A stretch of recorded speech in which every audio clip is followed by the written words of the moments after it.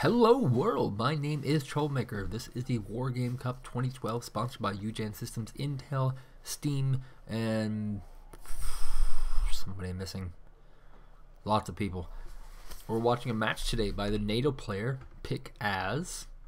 You can see there's a little hyphen in there.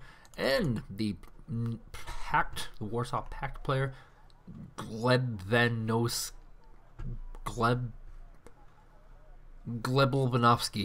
We'll call him Vanovsky for now. That's a nightmare of a name. So we're playing on the Folded Gap map. I can guarantee you this game will probably not be as action-packed as the last one. That was like 2,000 rated players facing against each other, and it was a very even match. This one is not terribly bad. There's about a 200 ELO difference between these two players. And we can already see that both players are already loading one side of the gap. It's a single Fuchs here in the town. There's two here with their commands. And then we have, looks like a small little hit force being created here. Just, you know, some moderate VTSIs. This map's a little bit weird. Because there's a lot of things you can do with this. If you watch the Krotu and Sotek game that I posted, this is definitely a good one to watch for, because the two of them mirrored off, taking Hotel and Bravo and fighting over India. You can also go the route I suggested, taking Charlie, Juliet, Kilo, fighting over India, and Alpha, Delta, or Golf, Echo, Foxtrot. But doing that actually creates a problematic risk. And that risk is that, let's say you're matching on the same side. Total luck basis. That means you're both going for this one and this one. And this is what you're fighting over. It's a little 3-point piece. Leaving India very, very open to not be taken ever. Say one goes here, one goes here, then suddenly the attack routes change and they fight for India again. And like I said, with Sotek and Krotu, they both took Hotel and Bravo, and they fought for India. So that's some neat stuff about positioning. Look at some unit composition. So we do have some anti-aircraft quite a bit. A lot of people like to start with a lot of anti-aircraft just because it's very common to do a lot of heavy helicopter all-ins. And if everyone starts off with a lot of anti-aircraft, you generally don't see a lot of helicopter all-ins. So we get some battle tank here for Pik-As. Lots of infantry vehicles, liking this AMX model, of course. Lots of anti-infantry vehicles. Some anti-aircraft, not a lot. And he has a few. It looks like he's going to keep Charlie, it looks like. Because he does have a command in position here to maintain control of Charlie. And just not too many units on board. Not a crazy amount. Nothing's been really split into small bits or anything like that. But that's all something to do for later. And it looks like this is an anti-tank and an infantry vehicle. And up here, what do we have for infantry? Oh my god, he's just going to turtle on with one place for now. Okay, let's see what's going on here. And it looks like just Pik-As is moving out, taking various positions in all the towns. It's good to have an infantry in every one of these towns, of course, because you can snipe any vehicle that comes by. And he's just putting infantry at all these kind of reinforcement points, which is, of course, very, very smart. And he's doing the same along here, same kind of tactic. Just a few units. Oh, actually, this one looks like it's a total flankage. And we have a big battle in the middle. Fuchs coming out, Fernshire coming out. Let's slow this down. The SPW is, in fact, going to go down. And this position, in fact, goes to Pik-As. We have artillery fire, though. Very vulnerable infantry here. And the SPW is down. He's going to have to move into... Oh, my God. How does Machutsin get here? Just randomly in this town. But it does, in fact, look like our red pack player, Vanovsky, that's what we're calling him, Vanovsky, has two commands in his base, and he just doesn't have a place to really put the second one right now. Whereas Pik-As doing very well. Look at this nice position of lots of infantry, just to make sure that his supply line is in fact kept intact. And you can see here he has a lot of artillery, and this is a relatively noobish play. It's working out in points just right now, but it'll not work out so hot later on, because infantry or artillery are really good against infantry, which is why it's paying off pretty well right now. But as Pik-As gets further and further ahead, he'll be able to get into much more powerful tanks. And like I said, he does have this big bulky army coming in to try and pick apart at this one and only base of Glebivanovsky. We're calling them Vanovsky, just like the villain from what's that movie called? It stars somebody. It's a superhero movie. Vladnovsky. Come on, you know what it is. You know what it is, people. I'm trying to fill in dialogue here because there's not much going on other than this attack, and it hasn't happened yet. The Green Hornet, that's what it was. I can't remember the name of the guy who was in it, though. He's in This Is 40 and 40-Year-Old Virgin. Oh, well, it's not all that important to the match, I suppose. But, yeah, just really solid, good play here by Pik-As. All the while, this can win. I'll say this can actually win. It relies on the opponent grouping up a lot of units, which he isn't, and it relies on a lot of lucky shots. And we do see a shot going off on the TPZ Fuchs. Might hit the front spire, but it doesn't hit the front spire. And we do have another flank of TPZ Fuchs coming from this direction. And oh my god, there's a gunship helicopter here. Might be able to stop them in time. We also have Marder and Marder BTI. Of course, the Marder are anti-aircraft vehicles, so they'll be able to deal with this helicopter very well. And this is only a small group of units. This is not a massive contribution. Whereas what we see here from Banovsky is a lot of units clustered up and very vulnerable. Specifically, this UAZ 469B. All that happens to happen here is for a Fernspire to get close enough to spot for it, and then this modular VTSI can unload on, destroy on it, and take a very, very heavy lead. So let's see how good old Pik-As really is able to did I say really yet, pull off this attack. And a lot of this is coordination. Different vehicles have different speeds. That's a big key. When you're doing an attack like this, you want your infantry, your cheap infantry in the front, soaking up damage, and then you want your big, heavy hitters in the back, because these are the guys who really have to survive. And if any of these infantry get close enough, they can do lots of damage. And as you see, he's actually spotted this, and he is in fact unloading on this location. Ooh, just missed though. The units have actually moved much further ahead from where he is. And now, still waiting on this big play by Pik-As. If he can pull it off, it would be huge. If he can't, it could be problematic. Of course, at this point, Minovsky is actually wasting a lot of supply. You can see his FOB is already a quarter empty, which means that this kind of 3 artillery play doesn't have a lot of future. Not a long future anyway, because he's been doing a lot of spraying paint. We do have another command has entered the map. Probably going to try and secure Kilo here. He does have units all around the board for that. He can't quite take India yet. There is a Mott Schützen here. And the Modders are actually going to change positioning again. So there's actually a total contained here. It won't be very long until the FOB is drained, as long as Banovsky continues to fire with it. And that's worthwhile in and of itself. That means that Banovsky doesn't really have much to do. It looks like he's not actually going to do an attack here, so we're just going to speed ahead. Oh, we have a UAZ recon coming. Could possibly find this Fernspire, and looks like we have some Fernspire moving in on these.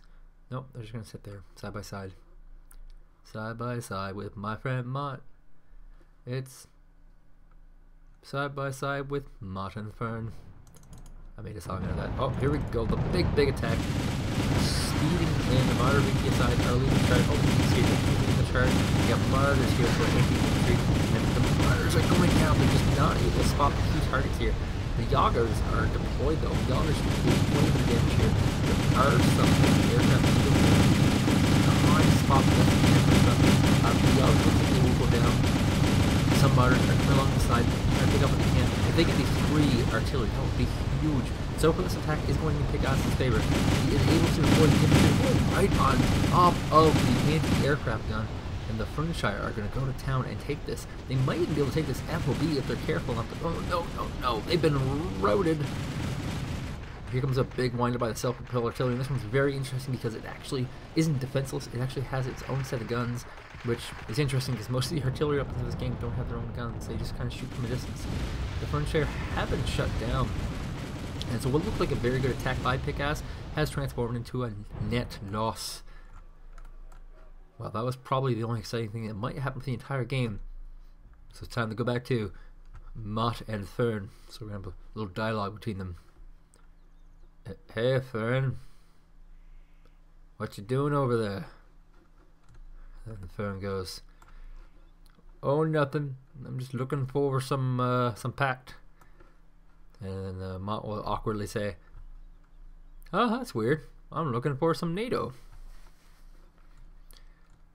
Hey Mott, I got a question to ask you. It's a serious question, Mott. Why are you wearing a red uniform? You know, Fern, I was just about to ask you. Why are you wearing a blue uniform? Well, I guess it's time to come out of the closet. I'm a NATO. That's great! I found you! And you found me! Now we can be friends! Why yes, we can be friends. Just come over that fence with your gun down and we'll be friends. Now, it's actually really nice here. I think you should, like, put down your guns and come over here. I'm not falling for that one. Nice try, Kami. There we go. Now we can move on. We have a lot of these Amex 30B Valois, which are very, very expensive tanks, and still a good position here for Pik-As. Of course, he will have to do some last-minute killing with some very expensive units, and here comes a big artillery fire once again, trying to clear out just 10 units with this, and so this is actually a good trade for Pik-As. It's definitely worthwhile to cost a lot of FOB supplies in order just to wipe out a single phone checker, and he's going for it again. Like, this is just not a good move. This should be definitely piling into these group clustered areas, and if you're a good player, you know, just look now. Where's the cluster of units? Oh my god! Pik-As gets back in the game by sniping out a single recon helicopter, and once again a huge waste of artillery. But look at this. Where should you shoot? Here's a good spot, isn't it? Anywhere where there's woods, I would just randomly shoot there. But obviously, you can recon the front and see if there's much here. Of course, he doesn't have much info. We look at Minovsky's. He doesn't know anything, actually. Even his Mott Schutzen, which are side by side with Fernspire, are not really doing anything. And so these gunships probably won't be doing anything up there. In fact, just going to sit down because the threat of anti-air is too high. And I mean, for a high level player, you know that the point of a gunship is sniping. The second that there's no anti-air available, they just pop in, snipe what they can, and go. And oh my god, 3 AMX UPs. They're very expensive, very expensive. But with all the resources he got, he can go ahead and do this. And look at all these clustered units forced to retreat from this area. He's going to what he knows. He knows there's people here, so he's firing. And then there's a huge cluster here, and this is dangerous because these are landed helicopters, which are in fact vulnerable to the artillery fire. And we'll see whether or not. Oh, here comes a Hemet, possibly to resupply this artillery as well. Yes, in fact it is. And we see there's a recon coming. This is what I'm talking about. This is a really good move. He's going to move a recon up so he can get an idea of what's available. And let's see what he sees. He catches the auger, which is good. And now this path here is available for ambush. And we do have more artillery fire.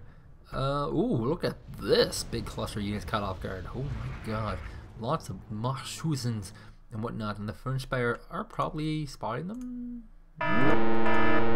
Just a lucky shot. Looks like he just really had a good idea of reading the map.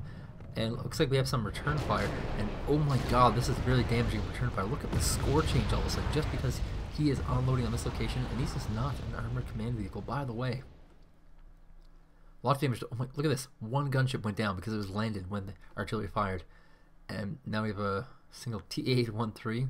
Of course, one of these weird gun supply trucks. And ooh, we have a flank coming up. That should be some excitement. Of course, this Fernspire is still alive.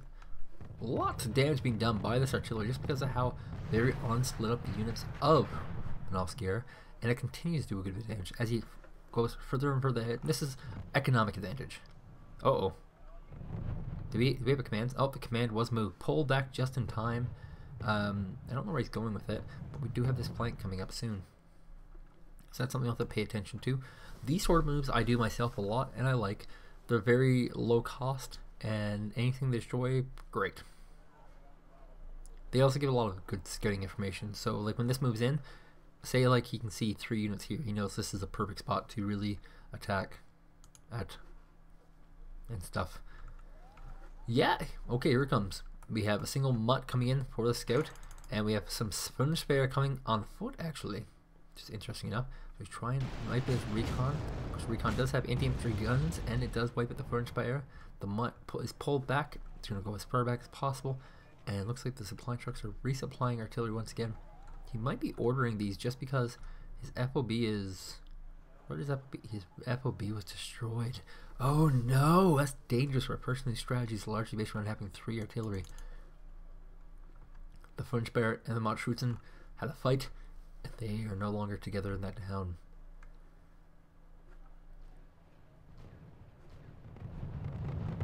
Look how far back. That's a lot. Look at 8 Ophies. 8 AMX Ophies pounding on location. This is a big expense. I don't really think it's worth it, but when you're this far ahead, why not get this many artillery? I've always said I love artillery just for the stun factor, because when you want to do a big attack, you run your units forward, you do an artillery blast, and oh my god, look at T-80. Oh my god, they just get through. There are some anti-aircraft units and a recon as well. And here comes the big cluster of artillery looking to get a stun. A stun or a route would be perfect to really jeopardize this for Pik-As. Legion of us are unloading. These are of course expensive as all hell tanks. These are probably the most expensive tanks that the pack has. And there's a lot of artillery. Each artillery fire going on this location. The Legion of us are trying to defend themselves. Looks like they haven't done much of damage at all yet. The artillery is just missing and not doing a job. There's crashes here. One T-80 did not go down. It's very good for Pik-As. The Legion of us, however, have not come down. They have been getting extremely good cover from these towns.